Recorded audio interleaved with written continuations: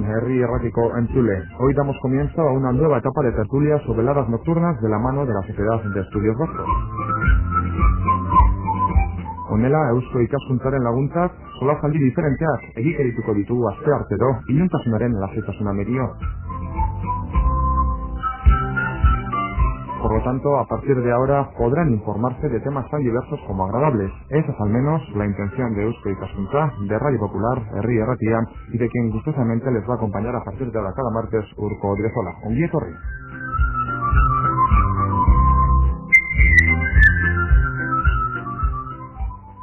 Comenzamos con esta primera velada nocturna, la voluntad de mantener sus costumbres, su lengua, sus ideas de libertad y de solidaridad, así como los lazos con su tierra de origen, han propiciado que los vascos de ultramar crearan en diferentes latitudes del mundo entes asociativos que se han conocido comúnmente como Euskal Etxea. Ese es nuestro tema de hoy. El primer centro vasco se constituye bajo estos auspicios el 25 de diciembre de 1876 en Montevideo y desde esa fecha se han creado cerca de 2 centenares de Euskal Etxeak a lo largo y ancho de América, Europa y Oceanía. Además, diversas estimaciones sitúan la cuantía total de población de origen vasco en el exterior en una cifra cercana a los 4,5 millones de personas. Para hablar sobre los centros vascos están con nosotros hoy, por un lado, Iñaki Esnal como representante de los centros vascos en el Consejo Asesor, Gabón. Bien. Además, sabemos que has estado varios años en Chile. Efectivamente, he estado 8 años viviendo en Chile, pero aparte de eso conozco bastante de Sudamérica porque por razones de mi trabajo me han obligado a viajar muchísimo y a conocer muchos centros vascos. Hablaremos de ello. También está con nosotros Joseba Echarri, también como representante de esos centros vascos en el Consejo Asesor, Gabón, te diré. También hay que saludar a José Félix Azurmendi, así conocido periodista dentro del mundo de la radiotelevisión pública vasca actualmente, quien también ha estado además viviendo en Venezuela, Gabón. Gabón. Comenzamos a hablar, si les parece, de las Euskal Etxeak o de los centros vascos. ¿Qué sensaciones, qué ideas produce en cada uno de vosotros a la hora de escuchar centros vascos en Latinoamérica o en Norteamérica, en Oceanía, en Europa? Bueno, pues quizás puedo empezar a decir que yo que he vivido 8 años en Santiago de Chile y vinculado al Centro Vasco de Santiago de Chile, la primera reflexión que yo he sacado es que uno cuando se va de Euskadi le da la impresión de que se siente más vasco fuera de Euskadi, visto el entorno que a uno le rodea y que uno está obligado de cambiar sus costumbres por las costumbres de allí, pero queda siempre en el corazón lo que uno lleva de Euskadi y por lo tanto da la impresión de que uno se siente más vasco allí. Esa es una primera impresión resumida que podría ser. Joseba Echarri. Bueno, por un lado se podría hacer un comentario encima de eso, ¿no? Y luego por otro lado, claro, habría que mencionar también que los centros vascos agrupan por un lado a la gente que efectivamente fue de Euskal Herria hasta a estos países, pero que agrupan también a los hijos, a los nietos, hijas, a los nietos y a las nietas y a otras generaciones de vascos que han nacido fuera de Euskal Herria, pero que quieren de alguna manera continuar con esos vínculos. ¿Y José Félix? Por añadir algo más, sí, yo creo que son bajo el nombre de Euskal Etxeak, los centros vascos, en algún caso club también, se están agrupando dimensiones diferentes, ¿no? Hay centros vascos que son claramente, que surgen claramente de una emigración política, otros que están desde el siglo pasado por razones de otro tipo, que no diría yo solamente económicas, porque también pasaron cosas políticas del siglo pasado que a veces olvidamos. Luego hay otros clubes que no tienen una conciencia especial política, que de alguna manera se han reunido por otros motivos, como pueden ser los de Estados Unidos y demás, que es una migración de otras características. Luego hay que tomar en cuenta también la riqueza de Euskal Herria. Entonces es distinto que los fundadores sean de Iparralde, o sean de Goalde, o sean más navarros que vizcaínos, o más vizcaínos que navarros. Hay una complejidad enorme. Y hablando de socios, de asociados, evidentemente hay quienes son descendientes de vascos, quienes se reconocen como descendientes de vascos, y luego en algunos casos también amigos, gentes que por razones diferentes han querido ser miembros de estos centros, en algunos casos por razones tan estimables como la de que hay un frontón y que les gusta jugar a pelota, porque yo creo que es una gran seña de identidad la pelota. y hay otras señas de identidad. La de la lengua, yo creo que sobre eso Joseba sabrá más que yo seguramente. La de la lengua en algunos casos sirve, en otros casos sirve menos. En algunos casos ahora entre jóvenes interesa en la medida en que se quiere recrear, aprender, reaprender. En cambio en Estados Unidos, por ejemplo, en la costa oeste de los Estados Unidos o en otros puntos de Estados Unidos, pues la gente es perfectamente bilingüe, perdón, inglés. No sé si perfectamente, pero lo suficientemente bilingüe, ¿no? Bien, estamos hablando, y con esto doy el paso a mis compañeros, de unas realidades complejas. Y luego dentro de cada país también los centros vascos son distintos, unos son más clasistas, otros menos clasistas, unos tienen más conciencia de vascos, otros tienen menos, otros son vasco-navarros, otros son más. O sea que es un mundo. En ese caso, o sea, se puede decir además que los centros vascos en el exterior y los vascos en el exterior son también reflejo de la realidad, de la pluralidad en torno a la identidad vasca aquí con Euskal Herria. De la realidad de 150 años. La verdad es que yo en mi periplo por Sudamérica he visto tres tipos normalmente de migrantes, de los que diría antes de la guerra, durante la guerra y después de la guerra. ¿A qué guerra te refieres? A La guerra del 36. 36, efectivamente. Efectivamente he visto un primer núcleo de inmigración que viene de finales del siglo pasado, con una, yo diría, preponderancia de vascos de Euskadi Norte, por no sé por qué razones, pero vascos de Euskadi Norte. Está la generación de la guerra, obviamente, la gente que se tuvo que marchar, y hay una generación de la posguerra, donde, bueno, por razones de vínculos familiares y demás, teniendo en cuenta algunos problemas lógicos que existían en este país, pues con miras a mejorar su estatus, pues se fueron para América, ¿no? Entonces, al hacer un balance de eso, uno ve que los emigrantes, la primera generación, por decirlo, desde finales del siglo pasado, son gente que añoran todavía mucho, la verdad es que no quedan demasiados tampoco, ¿no? Pero añoran mucho todavía su salida de Euskadi y bueno, basta el sonido de un acordeón a veces para que se pongan a llorar. Esto es así de simple, ¿no?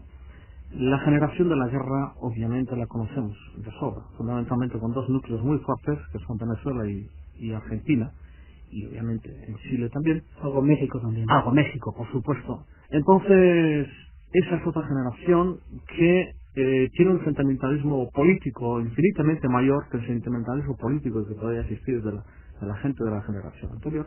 Y finalmente el núcleo que va después de la guerra, es una generación con vínculos de tipo económico, con ganas de mejorar económicamente, donde, bueno, pues sus raíces están, pero el objetivo está muy claro, ¿no? Donde está buscar una bonanza económica y el punto está ahí, ¿no?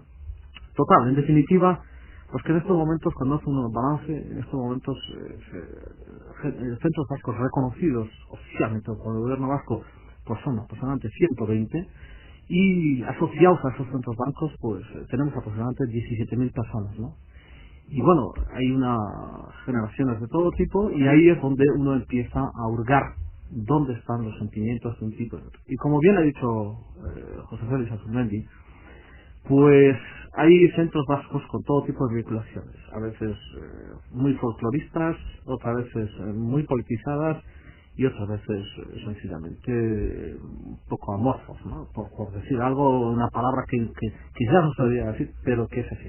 Ahora vamos a hablar de esa heterogeneidad que se puede vivir en esos centros vascos, pero sí me gustaría preguntaros a ver si estamos asistiendo últimamente ya a una emigración que se ha ido produciendo históricamente desde el pueblo vasco, principalmente hacia Latinoamérica, legislada, es decir, estamos hablando de que a partir del año 94 tenemos una ley que regula las relaciones del gobierno vasco con las diferentes colectividades vascas en la diáspora, que no sé si todos de vosotros estáis de acuerdo a la hora de utilizar esta palabra. Entonces se podría decir que estamos hablando de una emigración legislada para mantener el vínculo y para mantener la relación del pueblo vasco en el exterior. Bueno, eso es lo institucional, ¿no? De todas maneras, yo creo que en la descripción que hacía Esnal queda sin describir, luego volvemos si quieres a este tema, los vascos de Norteamérica menos México, porque es una cuestión que yo no he conseguido que la gente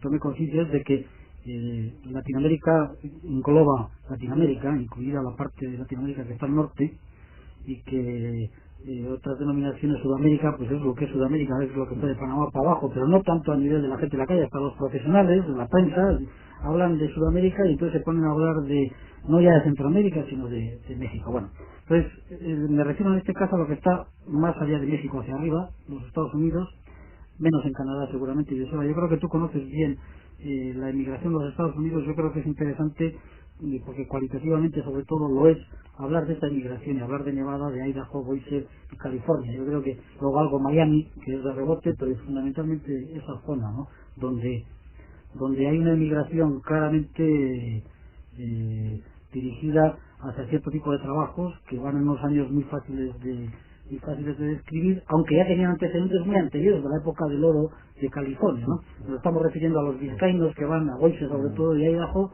sí, y los de Iparralde que van a Nevada, ¿no? Bueno, ahí por un lado, antes hemos hablado de tipos de escalecheas, ¿no? De centros vascos, y ahí también, o sea, cada vez otra distinción entre efectivamente los que se han asentado, los vascos que se han asentado en países de la órbita anglosajona y los que se han asentado en un lado estarían pues Estados Unidos, una parte de Canadá y Australia, por ejemplo, y otra parte pues estaría toda América Latina, etcétera.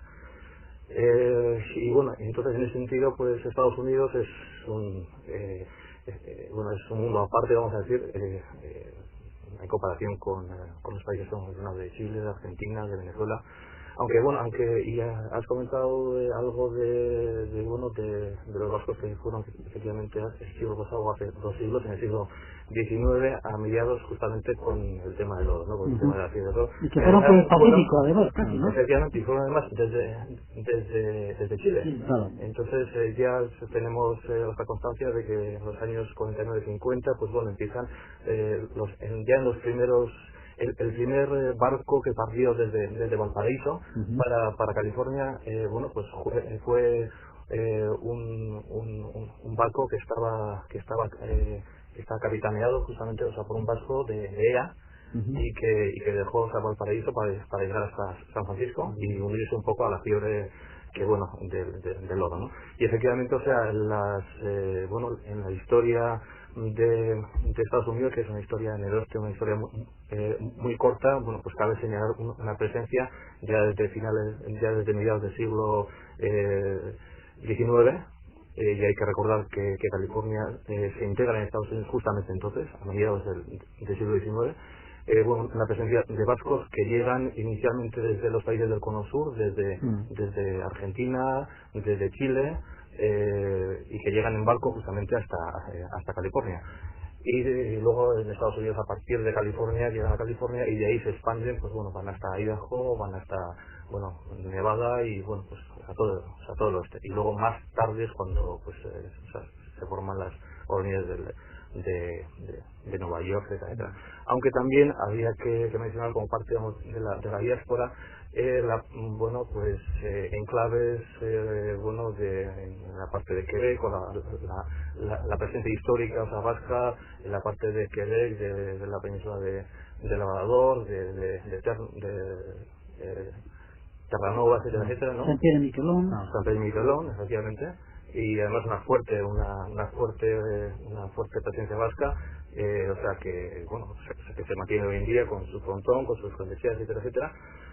Y también en Canadá pues hubo una presencia vasca más reciente, como puede ser, o sea, la de centros vascos como los de Vancouver, por ejemplo, y los que están surgiendo, por ejemplo, en Quebec. Yo creo que además hay que hablar de otro tipo de gente que se reconoce a sí misma como vasca, y que es la gente que tuvo que ver con la conquista, lo que se llama la conquista, con lo que se llama con los descubrimientos y todas estas cosas, ¿no? Que ellos mismos hoy se reconocen como vascos, ¿no? Y hay cosas en Chile, por ejemplo, yo no sé si tú has tenido curiosidad de ver, seguro que sí, la guía telefónica de Santiago. Claro. Hay más nombres euskaldunes que en Bilbao. Lo que es impresionante es decir que 2 anécdotas nada más. Una primera, tuve ocasión de asistir a una conferencia en la Universidad de Chile, y un destacado profesor de la Universidad de Chile hacía un panegírico de lo que es fundamentalmente Santiago, y curiosamente nos dijo que el 40,2% de los apellidos de Santiago de Chile llevan etimología vasca. Por lo tanto, eso es algo impresionante, eso para empezar. Eso es fácil de ver, con coger la guía telefónica se puede comprobar. Segunda anécdota, coincidí una vez en Colombia en un hotel que estaba la selección de fútbol de Perú estaba concentrado al hotel. Y curiosamente, pues tuve oportunidad de entrar en contacto con un señor que se apellida Olaechea, que fue un gran jugador de la selección de Perú.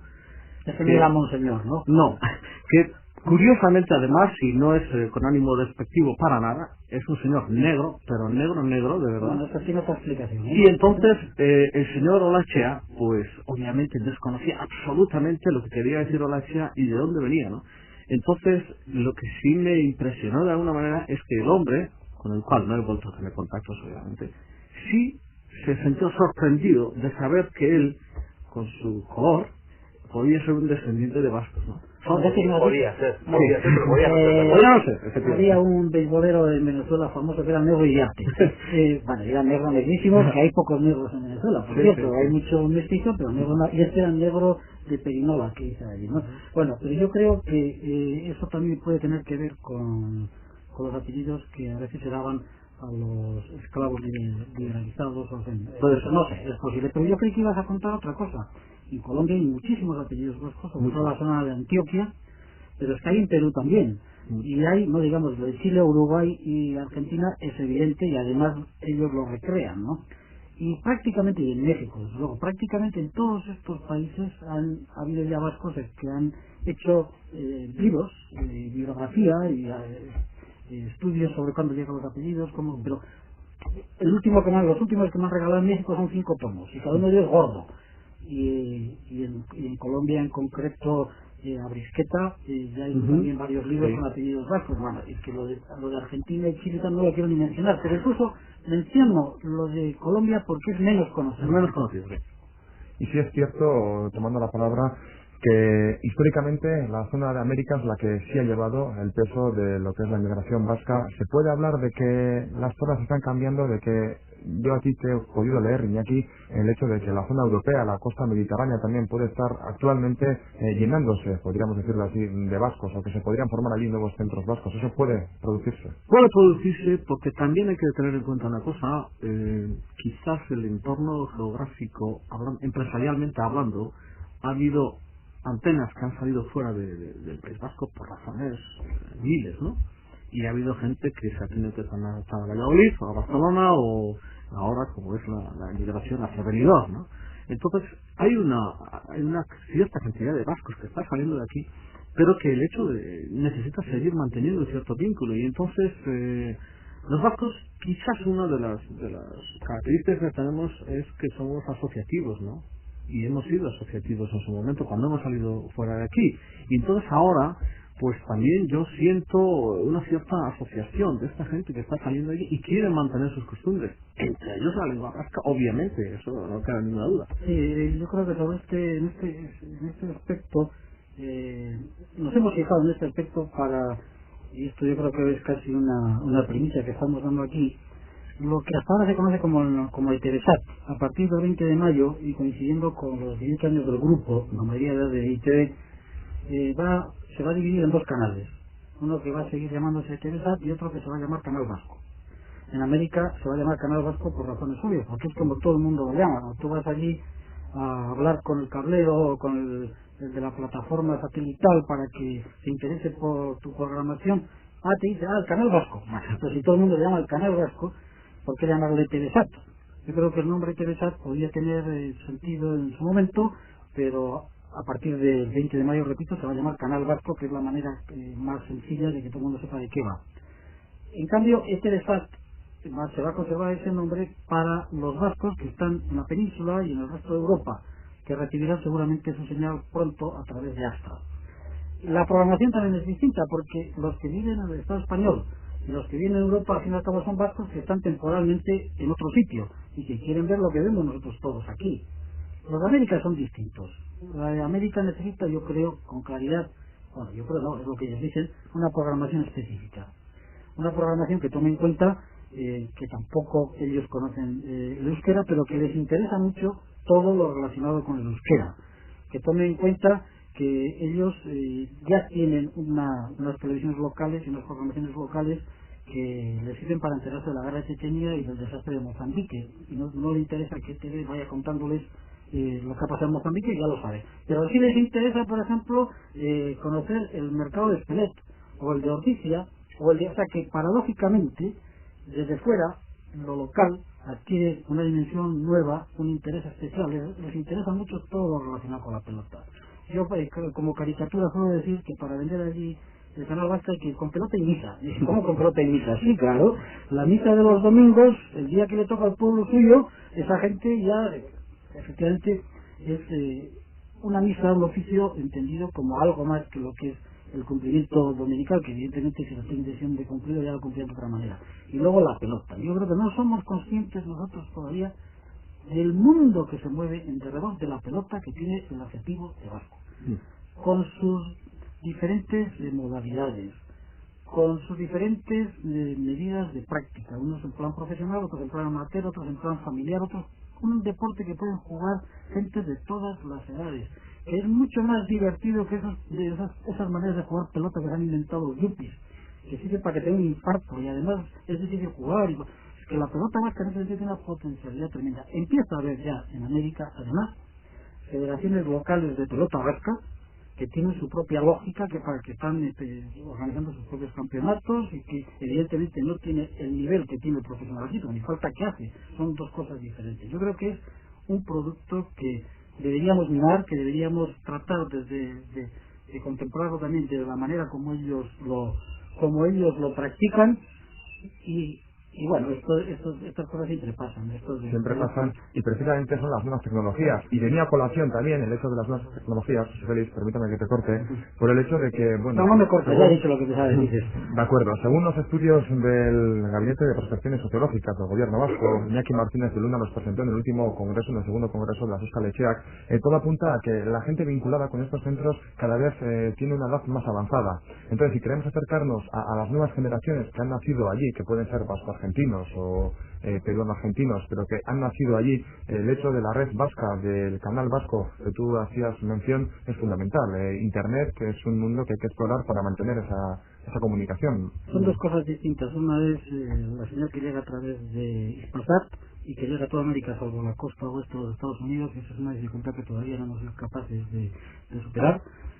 Creíamos que íbamos a poderlo hacer a través de Internet precisamente porque eso ya está inventado, ya es posible ver televisión con una calidad convencional a través de Internet, pero teníamos ya incluso un programa muy bien, muy definido en Miami que iba a hacernos ese trabajo, pero nos da la impresión de que han comprado la compañía para que precisamente no se ponga esto en marcha. Hay intereses creados muy grandes. Pero bueno, de momento la señal de las imágenes y el audio y demás llega por satélite a donde llega. Y luego lo de Internet es otra cosa, que es lo que también, con el motivo de los 16 años de ITV, se va a potenciar, que es la web, una web en la que además de oír las emisoras de radio por Internet, pues se podrán dar otro tipo de servicios de descolonización, de información del país, de noticias específicas del grupo y demás. Pero yo creo que eso es algo que ya a todos los niveles, todas las empresas de comunicación y de no comunicación ya lo tienen. Más bien creo que nosotros en ese punto hemos andado un poco retrasados y tratamos de recuperar tiempo perdido. Eso para los hijos o los nietos de la gente que va a los centros vascos es fundamental. Se suele decir también, al menos una frase de un conocido suyo, un venezolano, César Miguel Rondón, que tengo ya aquí la frase concreta, decía que para entender bien lo vasco había que mirarlo desde fuera. ¿Estoy de acuerdo con esa idea de que hay que ir afuera para entender bien lo que es el pueblo vasco? Bueno, yo voy a explicarlo a César Miguel. Eso lo dije antes de ir a Venezuela, pero después de ir a Venezuela y de estar con él, lo confirmo.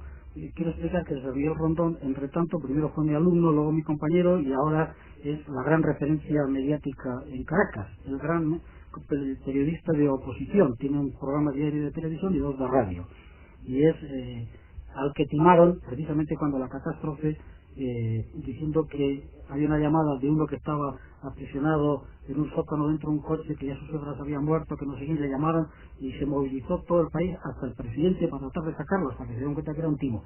Pero el hecho de que le llamaran a él para hacer ese timo sangriento, dramático, pues demuestra que él es un gran referente. Pues ahora he tenido ocasión de estar con él y efectivamente sigue pensando lo mismo que pensaba hace 20 y tantos años, ¿no? Y yo creo que eso es verdad. Nosotros donde de verdad adquirimos o tenemos una masa crítica suficiente para sacar un poquito la cabecita, porque si no, los de aquí, incluyendo los que no quieren serlo, pues cabemos todos en un barrio de una ciudad grande de un montón de países, ¿no? Aunque a veces parece que damos para tener todo por triplicado, por cuatruplicado, pero esa es la realidad. Pero desde fuera, entonces mencionabas 4,5 millones, no se puede saber. Yo creo que allí como aquí es vasco que quiere serlo. Y entonces, si en Argentina a través de la Juan de Garay dicen que hay 2,5 millones, pues 2,5 millones. Y si dicen que hay 3, pues 3. Y todo el que quiera ser vasco o reconocerse vasco argentino, vasco peruano, vasco, pues bienvenido sea. Yo creo que ahí es donde lo vasco tiene sentido. Yo no sé si nos damos cuenta, por ejemplo, geográficamente lo que significa que lo vizcaíno esté en los sitios donde está, que las denominaciones a veces de estados, como Anzoátegui en Venezuela, eso lo que significa. Nosotros, es sorprendente, ahora somos pocos, ¿cuántos pudimos ser entonces? Las huellas que quedan de lo vasco por el mundo son, sugieren un pueblo mucho más grande que el nuestro y un pueblo con las ideas más claras que las que parece que tenemos nosotros. Lo que sí es cierto es que, por lo menos en lo que a mí me ha ocurrido cuando he viajado a Sudamérica y por razones de mi trabajo he tenido que viajar muchísimo y he entrado en contacto con muchísima gente, tengo que decir sinceramente que el vasco es muy bien visto, muy bien visto. Voy a dejar aparte todos estos condicionamientos de tipo político que de alguna manera pueden salpicar ahora relaciones y que, bueno, este tipo de problemas están a veces magnificados y bien alimentados por ciertas prensas que pueden estar incluso dirigidas, pero en el contexto final tengo que decir que el vasco está muy bien recibido. Yo personalmente tengo que decir, como experiencia personal, tanto a nivel social como a nivel laboral, he sido magníficamente recibido, mejor dicho, y además bien tratado. Y además creo que la personalidad nuestra está de alguna manera impuesta por lo menos fuera de aquí. Y yo no sé hasta qué punto hemos explotado, eso sí, si se puede decir la palabra explotar, para reivindicar todavía más lo que los vascos podemos hacer y hemos hecho y podemos hacer. Eso me interesa enormemente porque creo que tenemos que explotar ese filón que todavía queda ahí de alguna manera. El imperio no es así, ¿verdad? En Estados Unidos no somos nadie. Estoy preguntando a Joseba eso porque Joseba conoce bien aquello. No, en Estados Unidos lo que ocurre es que, vamos, como bien sabéis, que mucha gente no sabe qué es eso de vasco. Sí, en ciertas zonas, sí en ciertas localidades. De las más humildes de los Estados Unidos. Efectivamente, porque aquí, bueno, aquí a mucha gente aquí le suena, pues Idaho, pues no sé, pues sí, es uno de los lugares de Estados Unidos en donde hay más vascos, pero dentro de Estados Unidos, pues bueno, Idaho es el estado que está allá a lo lejos, donde son muy rurales, donde es muy bonito, pero es un sitio alejado, vamos, de los centros de decisión y demás. Y efectivamente, pues bueno, en Estados Unidos, salvo en sitios como Idaho o en localidades, o sea, pues bueno, o sea, concretas en donde históricamente pues ha habido una presencia vasca importante, no sé, pero son, insisto, unos lugares bien localizados. El público en general no sabe qué es, o sea, qué es un vasco, ni sabe ubicarlo, ni sabe además si existe algo, o sea, que se llama Basque, le dicen Basque, y bueno, mucha gente lo identifica con el nombre de un pez, que es justamente Basque, y con otro tipo de cosas. Y Biscayne, bueno, históricamente, efectivamente, pues bueno, pues los de Florida pues saben bien, o sea, que es, bueno, bueno, algunos lo identifican con un torneo de golf, o sea, por ejemplo, que se celebra efectivamente en Hialeah. Y Hialeah, sí, bueno, efectivamente. Entonces, pues bueno, en los lugares del oeste, en donde ha habido una presencia importante, vamos, una presencia relativamente importante, porque en Estados Unidos siempre hay que hablar de relativamente importante, pues bueno, algunos sí saben, o sea, o tienen alguna idea, vamos, les suena eso de vasco.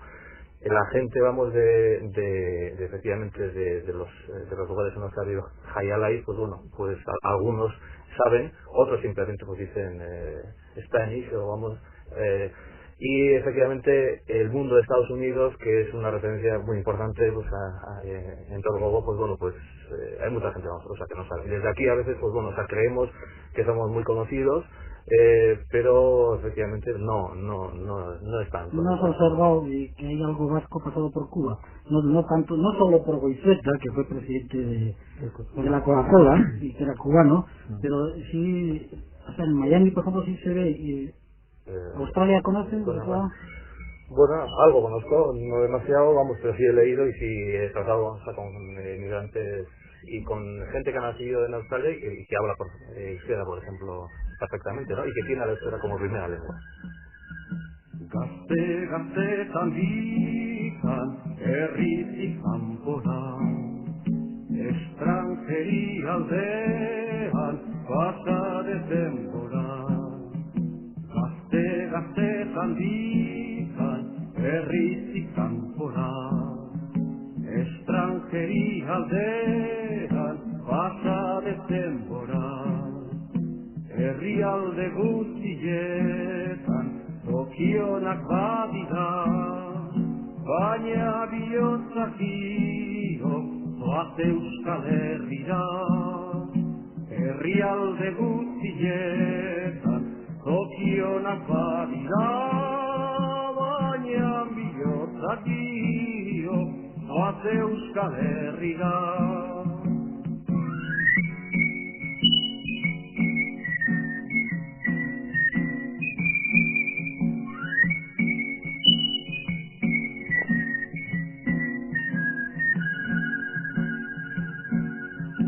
Agurrene bihotzeko amatxo maiztia, laster etorriko nahi kontsolatzaitia. Agurrene bihotzeko amatxo maiztia, laster etorriko nahi kontsolatzaitia. Jaungoikoak banai gure joatea, ama zertarako da negar egitera.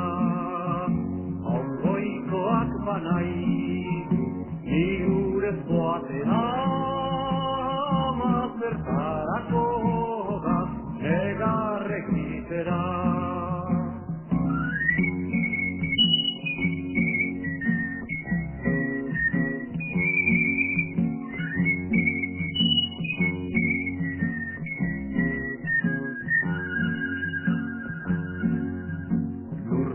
Hemen uzea, anegarria, hemen gelditzen dira, ama eta herria. Lur maite hemen uzea, anegarria. Bueno, estábamos escuchando una canción de Urko cargada de simbolismo que también podría tener cierta relación con el mundo de los centros vascos.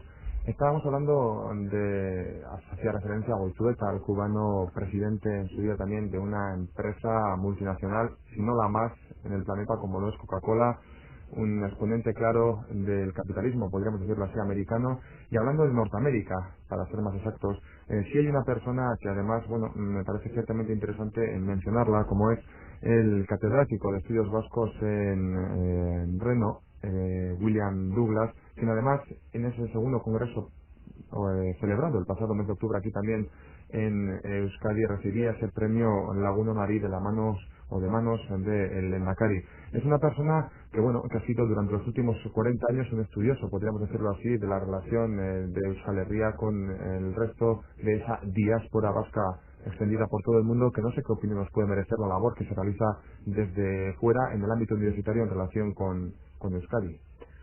Bueno, yo creo, vamos, que uno de los, o el principal mérito, vamos, que se le puede achacar un poco a Bill Douglas es que, bueno, que ha puesto, bueno, el mundo de los estudios vascos un poco en el mapa académico, ¿no? Entonces en Estados Unidos, bueno, y en el mundo un poco, vamos, hasta que surgió el programa de estudios vascos, pues bueno, no había efectivamente nada organizado en torno a esta cuestión y a través de los años, pues bueno, adquirió una entidad en Reno y entonces ha servido un poco, o sea, como referencia, no solamente de Estados Unidos, sino a nivel, o sea, general, ¿no? Él, bueno, ya desde muy joven pues empezó a estudiar bueno, aspectos relacionados con el mundo vasco y entonces bueno, ha sido capaz, vamos, de formar bueno, un equipo de gente en Reno y de montar, pues bueno, o sea, cosas como por ejemplo la biblioteca, vamos, de estudios vascos de Reno y de poner un poco, o sea, como he dicho antes, vamos, el mapa en el mapa. A él se debe y su contribución más importante en el aspecto de las publicaciones es justamente American Noir, que American Noir es, o sea, como quien dice, la Biblia un poco de la diáspora. Vamos, quien quiere estudiar o que quiere conocer algo en torno a las Euskal-Etxeak, a los vascos en el mundo, bueno, el libro básico que tiene que leer es justamente el libro que en su día escribieron Bill Douglas y John Bilbao, American Noir, en el que, bueno, pues pasa revista a toda la historia, vamos, de los vascos, a toda la migración vasca, al fenómeno, vamos, de la diáspora. Entonces, bueno, eso ha sido una contribución, determinante en el aspecto de los vascos en el mundo. La pena es que solamente haya un Will Douglas, porque si tuviéramos un William Douglas en cada país donde están los vascos, me parece que la situación hoy en día sería diferente. Sobre todo, estoy hablando de Sudamérica, ¿no? Hombre, no voy a negar méritos a mucha gente, sobre todo gente académica, que ha tratado de hacer un lanzamiento de todo lo que supone la migración vasca en aquellos lugares, pero realmente hay que decir que no es fácil. Yo, por ejemplo, pues tengo el honor de conocer a un gran filósofo de la Universidad de Chile, que es Castor Narvarte, que es un hombre genial en su profesión y que ha tratado de hacer un avance, no voy a decir igual que el señor Douglas, pero ha tratado de hacer un avance en ese sentido y no ha encontrado, yo diría, el entorno adecuado para poder hacer eso convenientemente, ¿no? Pero es cierto que si tuviéramos nosotros unos cuantos William Douglas, la situación hoy en día posiblemente sería diferente, ¿no? Podría ser mejor en ese segundo congreso al que me estoy refiriendo constantemente por su pequeña o relativa importancia, o igual grande, enorme importancia en relación a esa relación ya legislada existente entre el gobierno vasco, en esta ocasión solo el gobierno vasco, también se incidiría en el hecho de que igual Iparralde y Navarra también pues tuvieran que hacer un poco más suyo también lo que es la colectividad vasca en la diáspora. El propio Will Douglas apreciaba o observaba que tenía más sentido a la hora de conceder ayudas o intentar impulsar lo que es el mundo vasco en la diáspora desde el gobierno vasco. Decía que tenía más sentido, y lo leo textualmente, concentrar los recursos en los ambientes más favorables al éxito que en desperdiciarlos en nombre de la igualdad. No sé si estamos poniéndolo sobre algodones al propio Douglas, no sé si compartís esa visión. Bueno, yo personalmente comparto un poco esa visión, porque yo soy por unos partidarios de impulsar aquellos lugares donde realmente sean más receptivos a la concreción de esas ayudas, ¿no? Hombre, lo que no es fácil es decir a un centro vasco que esté, pues no sé, en el sur de Argentina, pues que no son más vascos que los que están en el Aurabá de Buenos Aires o no sé, en el centro vasco de Caracas, ¿no? Es muy difícil eso, ¿no? Y por lo tanto ellos se sentirán con los mismos derechos de recibir las ayudas que los demás. Sobre esa base estoy de acuerdo, pero yo pienso que hay que priorizar algunas cosas, no hacer todo liso y llano y todo el mundo es igual.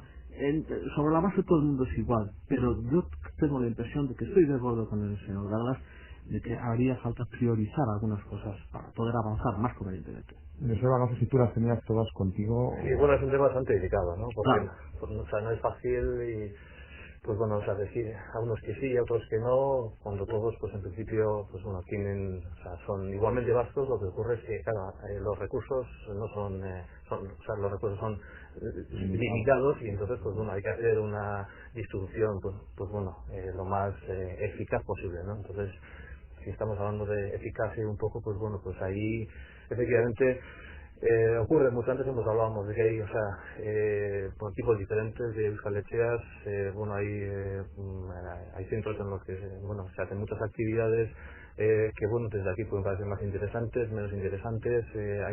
Hay algunas que tienen, o sea, futuro, hay algunas que bueno, o sea, claramente están invirtiendo en los jóvenes. Entonces pues bueno, así visto de una manera fría, pues bueno, se puede parecer que las actividades que involucran a los jóvenes pues bueno, son más interesantes en principio que otras que bueno, que no tienen esa puesta a la vista, o sea, más allá de unos años, o sea, en centros bajos, o sea, que pueden, o sea, seguir unos pocos años más y luego acabar.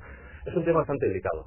pero en principio, pues bueno, la eficacia es, o sea, y más todavía cuando como digo, los recursos no son ilimitados, pues bueno, pues sí parece lógico también, bueno, priorizar. Estamos hablando de eficacia a la hora de conceder ayudas o de conceder pues ayudas, yo creo que la palabra es bastante correcta en relación a mantener esos vínculos con las colectividades vascas en el extranjero. Volviendo también al congreso aquel y a aquel documento que presentaron estos centros vascos precisamente al Consejo Asesor también para promocionar o para hacer valer y poner en marcha lo que es el plan cuatrienal de acción institucional 2000-2003, bueno, se observaban diversas carencias como pudieran ser el hecho de que son necesarias la promoción de la cultura vasca, intercambios universitarios. En ese hecho, vosotros como representantes del Consejo Asesor, se está incidiendo qué es lo que se está realizando. Bien, hay una cosa que antes decía José Félix, el hecho de los deportes vascos y la proliferación, de todo lo que es el frontón, la pelota y demás, eso atrae gente a los centros. No estoy en contra de eso, absolutamente. Pero también es cierto que atrae gente que no siente realmente todo. Yo sería más partidario de profundizar en los aspectos de tipo cultural. Creo que en ese sentido podríamos hacer un avance mayor. Ahora, ¿cómo hacerlo? Pues no es precisamente fácil, ¿no? Ahora, yo pienso que la base de los centros vascos puede estar en la formación de los jóvenes de los centros vascos. Lamentablemente, por lo menos en lo que yo he visto, los centros vascos en estos momentos tienen mucha gente ya, por llamarla de una manera mayor, que en poco tiempo van a terminar sus vínculos posiblemente, ¿no? Dios quiere que no se mueran, claro, pero van a terminar. Entonces, la salida de los centros vascos está en el fomento de la juventud de los centros vascos. Y para eso, si no somos suficientemente inteligentes, no solamente los centros vascos allá, sino nosotros desde aquí, si nosotros somos suficientemente inteligentes para promover a esa gente hacia adelante, será difícil. Un atractivo hacia los centros puede ser el fomento del deporte, por supuesto, claro que sí. Los centros vascos donde cuentan con instalaciones deportivas son más atractivos que aquellos que no tienen instalaciones deportivas, o que tienen solamente el choco para ir a comer, claro que sí.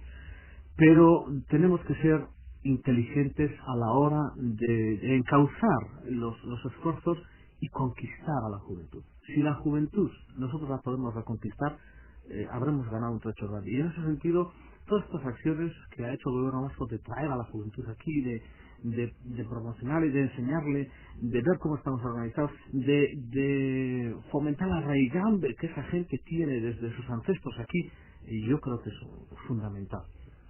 Sí, efectivamente, el futuro obviamente está en los jóvenes, ¿no? Entonces, y bueno, dentro el programa que lleva a cabo el gobierno vasco, bueno, Gaztemundu, que da la oportunidad a jóvenes de todo el mundo, de venir y por unos días, pues bueno, pues hacerles una presentación del país, hacer visitas culturales, visitas a las industrias, visitas a los lugares, a las tradiciones, ver un poco, en unos pocos días, pues bueno, las diversas, tanto, unas capitales como otras, como venir a Iparralde o a Guipúzcoa, a Navarra, y ver un poco in situ, pues bueno, el lugar del que salieron sus padres, porque los jóvenes en su inmensa mayoría, obviamente, pues son hijos de gente que fue de allí, o nietos, o lo que sea, ¿no? Entonces, pues bueno, ese es un nuevo sistema, es una nueva forma de atraer. Y ellos conocen esta tierra y son capaces, de luego a la vuelta, pues bueno, asentar un poco el interés o lo que sentían y bueno, en algunos casos, pues bueno, pues involucrarse más un poco, en lo que son las actividades, de allí, ¿no? Ahí es importante, por ejemplo, el tema, y es, hasta cierto punto hay gente, que se extraña, de los programas de fomento de la euskera, por ejemplo, que en Argentina, hace unos años, ¿quién diría, la cantidad de gente que en estos momentos, gente joven que hay estudiando mediante Argentina en euskera, el programa. Y hay un interés, no vamos a decir que todo el mundo quiere estudiar euskera, porque no es así, obviamente, pero hay un interés y entonces, en la medida, de lo posible, las autoridades aquí, pues tienen que poner los medios un poco de dar una respuesta a esa bueno, esas peticiones que hay, no solamente en torno a la euskera, sino también, bueno, antes se ha comentado también el uso, vamos, de las nuevas tecnologías. Un avance bien claro estos últimos años, pues bueno, ha sido el haber dotado a los centros vascos de todo el mundo, o sea, que así lo han querido, de su correspondiente ordenador y de su correspondiente conexión a internet. Esto ha agilizado por un lado y por otro lado ha abierto unas vías impresionantes a la comunicación, por un lado entre los centros vascos y las instituciones y la gente de aquí, entre los propios centros vascos entre sí, y en general desde una perspectiva, vasca o no, enriquece a la gente, que pertenece a los centros vascos.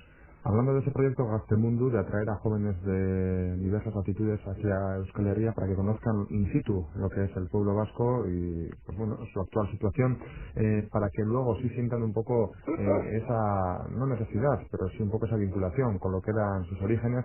Luego lo que sí que hacer es que cuando vuelvan, diríamos, a sus lugares de origen, ya sea Perú, ya sea Norteamérica o ya sea Oceanía, tener un poco el vínculo con respecto a las Euskal Etxeak, es decir, luego tendrían que mantener un poco la relación con los centros vascos, si no...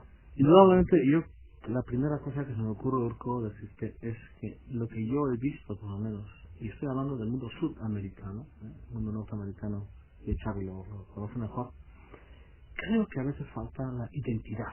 La identidad, es decir, como he dicho antes, hay tanto apellido vasco y uno no sabe absolutamente de nada que es vasco, de dónde viene, ni nada. Es decir, si no fomentamos un poco primero la identidad, será difícil. Es decir, que la gente adquiere identidad. Yo creo que la gente mayor no es la más propicia para hacer ese programa. Tiene que ser la gente joven. Entonces, el programa Gaztemundu, más todo lo que es contacto vía internet, prensa, radio, comunicación, para mí es fundamental para fomentar primero la adquisición de esa identidad. Una vez que uno se siente, pues yo soy vasco, soy descendiente de vascos, y empieza a hurgar en lo que quiere decir la palabra vasco, posiblemente habremos ganado un terreno importante.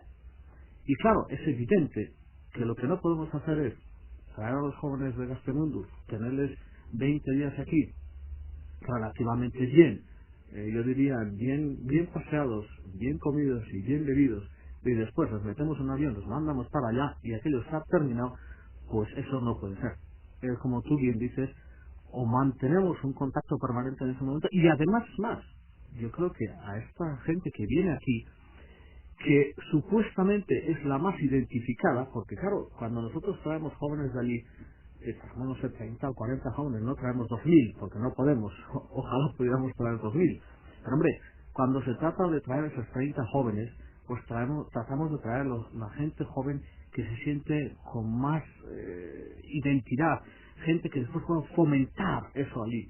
Y hombre, indudablemente creo que estamos en la obligación de pedir algún tipo de responsabilidad. Es decir, cuando nosotros hemos comentado con el propio Lehendakari Ibarretxe, ¿no?, el tema de los centros vascos, y hemos hablado del tema de los dineros, porque al fin y al cabo se mueve en ese mundo, pues lo que no podemos hacer tampoco es alegremente mandar un dinero fácil, porque el dinero fácil no es fácil, y el dinero fácil es el que más rápidamente se puede dilapidar.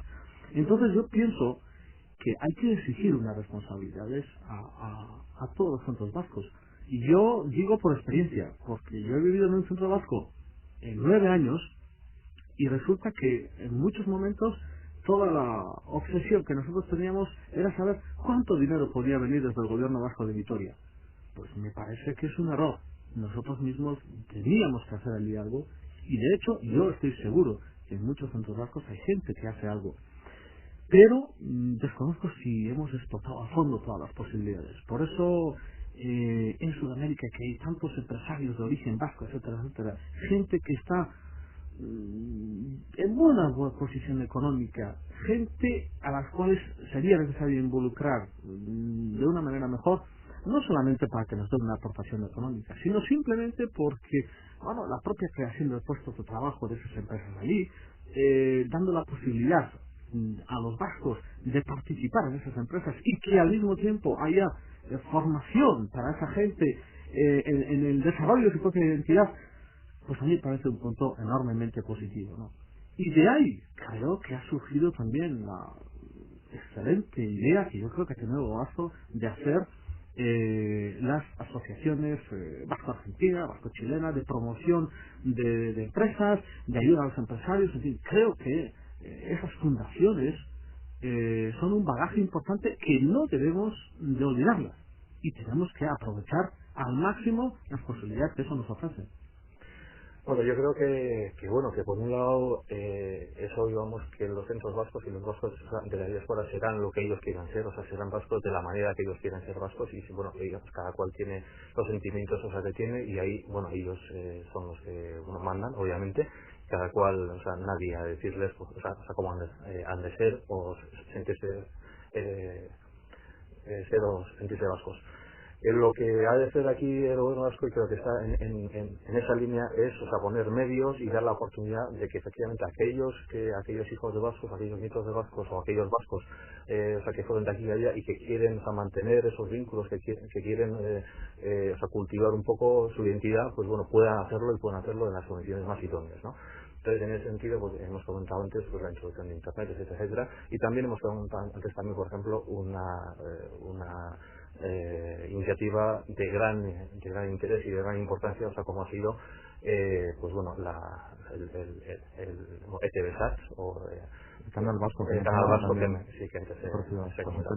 Eso ha sido un cambio a los lugares de Latinoamérica y del mundo, vamos, a los que ha llegado, pues bueno, ha sido un cambio muy importante, o sea, para mucha gente ha sido bueno, ha abierto unas puertas nuevas, y pues bueno, ha sido un cambio que en su vida, pues bueno, ha abierto un antes y un después, ¿no? Es igual el hecho de la época de la globalización en la que estamos también, y ese término de paradiplomacia que también ha mencionado el consejero de Industria y portavoz del gobierno vasco, y ni más recientemente con el propio Lehendakari en México, diciendo que hay que realzar el término paradiplomacia, realzar lo que son o lo que es la importancia que están adquiriendo esas redes de relación ajenas a las estrictamente diplomáticas, como pueden ser las telecomunicaciones, las nuevas tecnologías o la aparición de nuevos actores como pueden ser consorcios empresariales, partidos políticos, universidades, que son principalmente las vías que hay que explorar también y las que hay que, diríamos así, un poco indagar, en las que hay que indagar para mantener esa red y esa vinculación. Y además también teniendo en cuenta la era de la globalización en la que estamos, que hay, podríamos decirlo así, agentes, sujetos ajenos al propio pueblo vasco y a los propios centros vascos que toman las decisiones, ya sea ese acuerdo entre la Unión Europea y México del Tratado de Libre Comercio, que también habrá tenido también su repercusión en esa visita del Ejecutivo vasco a México, me imagino. Sí, bueno, o sea, es obvio, o sea, que lo vasco ha de encontrar su hueco en el mundo, y eso, bueno, ha de ser a través de efectivamente estar en el mundo de Internet, estar en todas las iniciativas de las nuevas tecnologías, y por otro lado también tiene que quedar, o sea, claro que si eso no lo hacemos, o sea, nosotros, pues no lo va a hacer nadie. Entonces, pues bueno, es un tema, y no es un tema ni político ni nada de eso, sino es simplemente un tema de, o sea, de ser o no ser, de sentirse o no sentirse. Hay gente que ve en esto, bueno, fantasmas, o sea, políticos y tal, pero bueno, uno es, bueno, el sentido de identidad y el sentido de pervivencia, digamos, de uno mismo, de su cultura, de su lengua, ¿no? Entonces yo creo que en ese sentido el gobierno vasco, por ejemplo, o sea, tiene una obligación, que es, bueno, a esta gente que está afuera de Euskal Herria, que ha nacido en muchos casos afuera de Euskal Herria, y que quiere mantener algo, o sea, y que quiere hacer algo tan natural como mantener, bueno, la cultura que ha vivido en su casa, o que ha vivido, o que sus mayores le han transmitido, pues bueno, yo creo que es una cosa natural, de todo bien nacido, pues bueno, bueno, o sea, si quiere, bueno, ser fiel a esas raíces, mantener esa cultura, mantener esa lengua, y entonces esto es bueno, en esto consiste un poco, o sea, todo esto.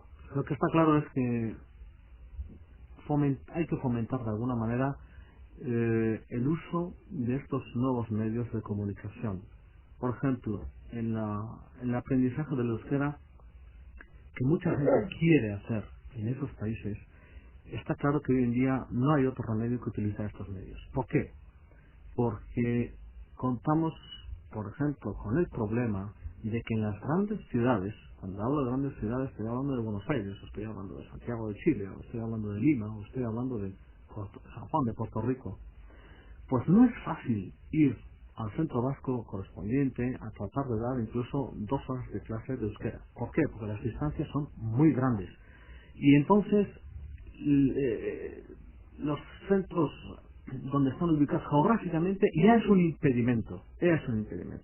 Segundo, esas clases, por ejemplo, se pueden dar los sábados. Bueno, los sábados justamente o los domingos es el momento de ocio que necesita y mala gana de ir a aprender euskera a un centro vasco en ese momento. A pesar de que hay gente que lo hace. Pero hombre, no cabe ninguna duda de que yo en mis últimos contactos que he tenido, por ejemplo, pues con Hilaria Sanza, que está en Puerto Rico, o con Echegoye, que está en Brasil, en Sao Paulo, pues claro, los hombres me han dicho claramente, tenemos problemas de tener un profesor aquí, porque las distancias son grandes y además a la noche la gente no quiere andar, en fin, todos son trabas en ese sentido.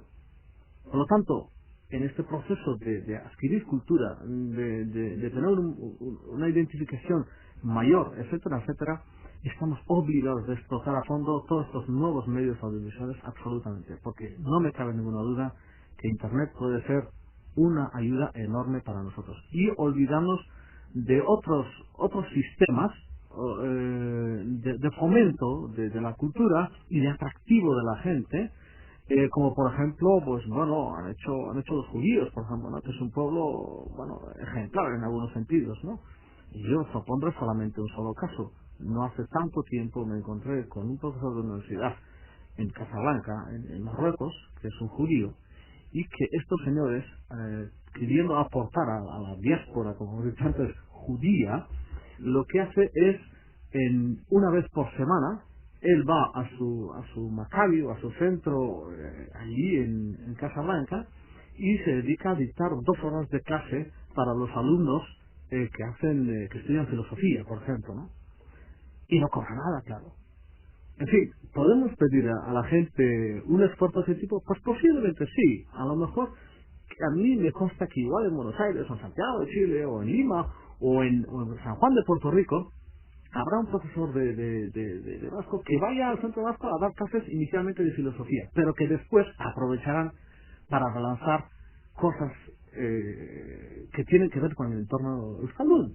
Y posiblemente sea otra forma de hacer el trabajo. Muy difícil, por supuesto. Por eso creo que en estos momentos hay que fomentar al máximo lo que nos permite la alta tecnología.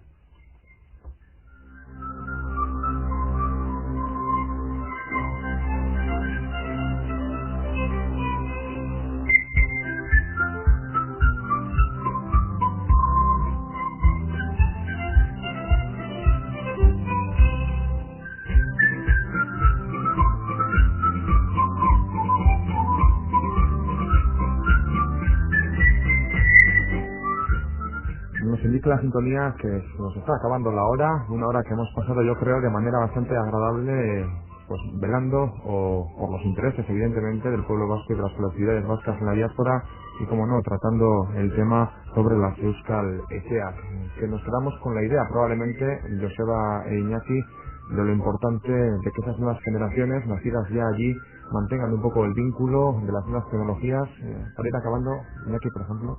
Muy bien, yo desde luego resumiría que hay 2 aspectos básicos en estos momentos. Primero, captación de la juventud vasca o de la juventud que realmente tiene ancestros vascos, porque es el futuro de los centros vascos y el futuro de la expansión de la euskera. Y en segundo lugar, fomentar al máximo todas las altas tecnologías como es Internet en estos momentos. Yo, bueno, estoy de acuerdo y bueno, se tratamos de dar la oportunidad a aquella gente que bueno, en todo el mundo quiere continuar siendo vasco o quiere, bueno, fomentar sus relaciones con el lugar del que partieron sus antepasados y seguir vinculado a esa cultura, a esa lengua, a lo que sea, vamos, pues bueno, ofrecerle esa oportunidad de continuar, ofrecerle esa oportunidad, vamos, de viajar por el país y de compartir. Es un tema, vamos, yo creo que es el verbo un poco, ser capaces de compartir. Pues con esa idea nos quedamos, compartir la ilusión por ser herederos orgullosos de nuestras raíces y tener la firme voluntad de proseguir trabajando en relación con esa responsabilidad histórica que tenemos con respecto a Euskal Herria, una de las ideas que se recogía en esa declaración final del segundo Congreso Mundial de las Colectividades Vascas, celebrado el pasado octubre aquí en Euskadi. Sin más, eskerrik asko Iñaki Zallo.